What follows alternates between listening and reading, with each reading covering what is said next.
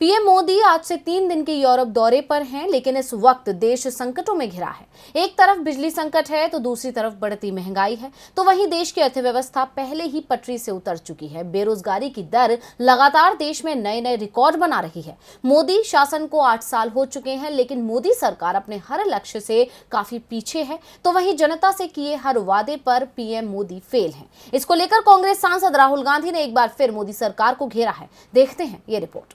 देश में हालात काफी चिंताजनक बने हुए हैं। बेरोजगारी और महंगाई नए नए रिकॉर्ड बना रही है, तो दूसरी तरफ देश में सांप्रदायिक ताकतें समाज को बांट रही हैं। दो समुदायों के बीच टकराव की बढ़ती घटनाओं से देश की छवि भी धूमिल हो रही है।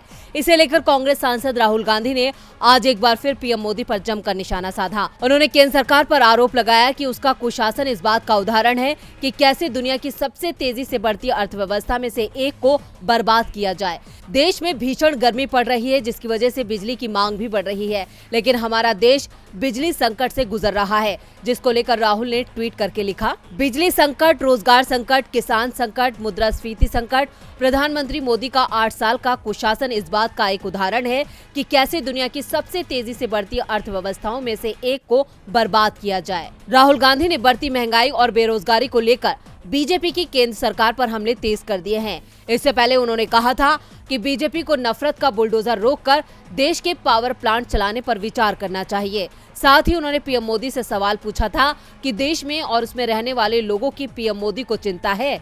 राहुल ने एक बार फिर बिजली संकट पर केंद्र की मोदी सरकार का ध्यान खींचने की कोशिश की है।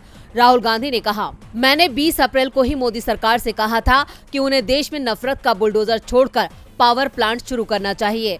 आज देश में कोयले और बिजली की कमी की वजह से तबाही का माहौल पैदा हो गया है। मैं दोबारा ये बात कह रहा हूँ कि बिजली और कोयले की किल्लत की वजह से छोटे उद्योग नष्ट हो जाएंगे। इससे और ज्यादा बेरोजगारी बढ़ेगी। छोटे बच्चे इस चिलचिलाती गर्मी को बर्दाश्त नहीं कर पा रहे हैं। अस्पतालों में भर्ती मरीजों की जिंदगी दांव पर है। रेल और मेट्रो को रोकने से भारी वित्तीय नुकसान होगा। कांग्रेस देश के हालात पर लगातार जनता और केंद्र सरकार को चौकन्ना करती रहती है, लेकिन मोदी सरकार की नींद अब तक नहीं खुल पाई है।